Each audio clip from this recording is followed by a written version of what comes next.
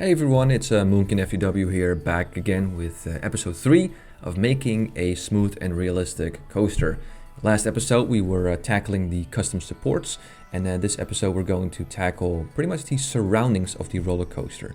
So we already had the rough path layout and we had some ideas for some flat rides, and today we're going to do just exactly that. We're going to basically kind of work on the surroundings of the roller coaster, because we can't just have a roller coaster with plain grass everywhere. It's got to be surrounded by stuff, else it's not realistic, you know.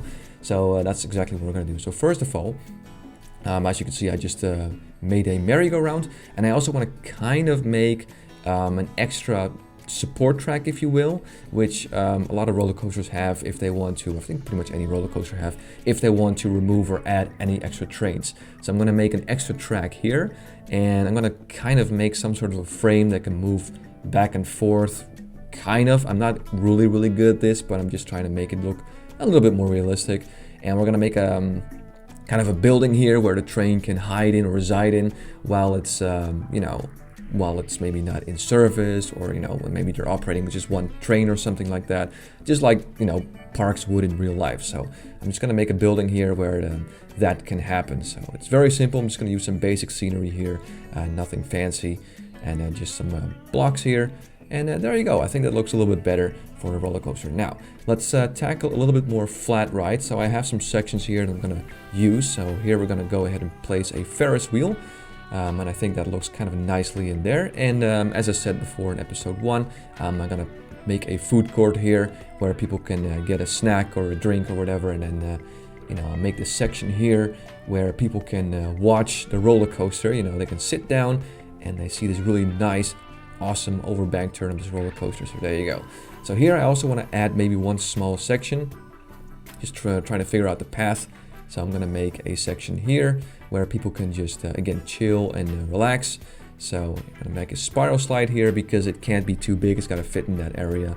And here I'm gonna add a chair swing, which is also pretty basic, but pretty common ride you will find in any sort of amusement park. So that's pretty much that. Now, another thing I wanted to add next to this roller coaster is another roller coaster, because in most parks, you don't just have one. Most parks at least, you have maybe one or two extra, or at least when you're riding another roller coaster you might see another roller coaster. So I'm just gonna build a pretty basic wooden coaster. It doesn't have to be super fancy. I just wanted something next to the coaster that we're focusing on. I know it's getting a little bit crazy, but again, this is all about making the most realistic roller coaster as possible. And to make it as realistic as possible, it has to be in a theme park setting, if you will. And in a theme park, you don't just have a few flat rides. You usually have at least another roller coaster. So that's why I'm building this. And not sure exactly what I want to do here in terms of the wooden roller coaster design. So as you can see, I really planned on making one of the drops and one of the airtime hills right next to the path. So once again, the guests, while they're walking along the path, they can really take a look at this awesome wooden roller coaster, and then they get excited to ride it, or at least that's the idea. So here I'm just making the station and the brake run, and yeah, you can see I started with the section next to the path instead of the station, because I really wanted to make sure that that would line up quite well. So now I'm just trying to figure out how I'm going to connect the ending to where, both pieces together, basically. So I'm kind of looking around like, what shall I do? Shall I make a swoopy turn here? But that doesn't quite fit. So I'm just figuring out what kind of works, because yeah, I'm not the greatest when it comes to building a wooden roller coaster. And unfortunately, the wooden roller coaster in RCT3, is more limited than, let's say, the Giga coaster that we're using, or even the extended coaster, which has a ton of options. It's a bit of a shame. I wish it had more stuff to work with, but unfortunately it doesn't. But we got to work with what we have, and I don't know, I really wanted to have a nice wooden roller coaster, so I kind of built a swoopy element, which does look kind of cool, but again, it kind of works. So I have to rebuild this section a little bit.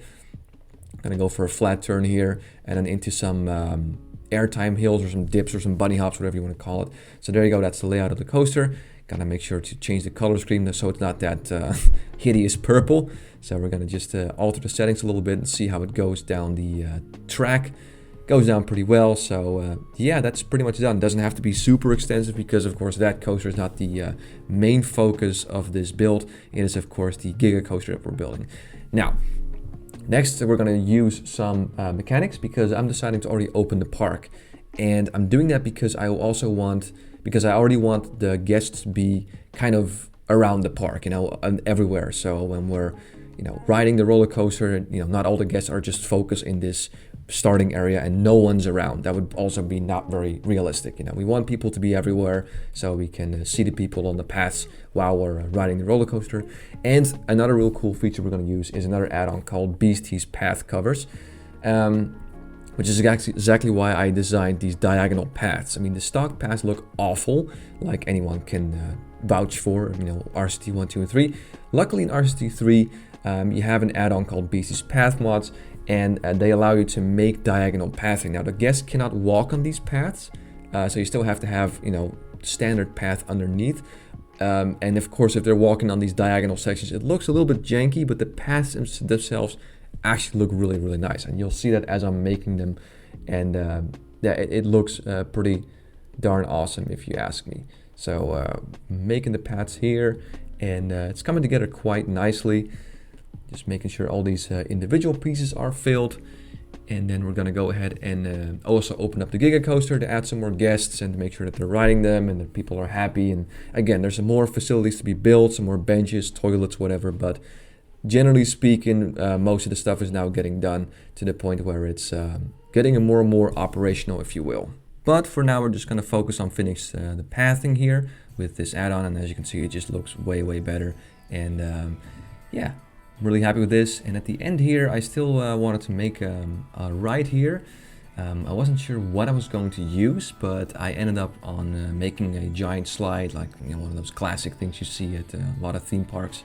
So put that there, put a mechanic there, so it's covered. And yeah, that's pretty much it. So in this episode, we tackled the surroundings, meaning we created a bunch of flat rides. We created an extra roller coaster. We did the paths, so that is done. An extra the maintenance station, if you will, for the roller coaster. And yeah, things are really starting to come together.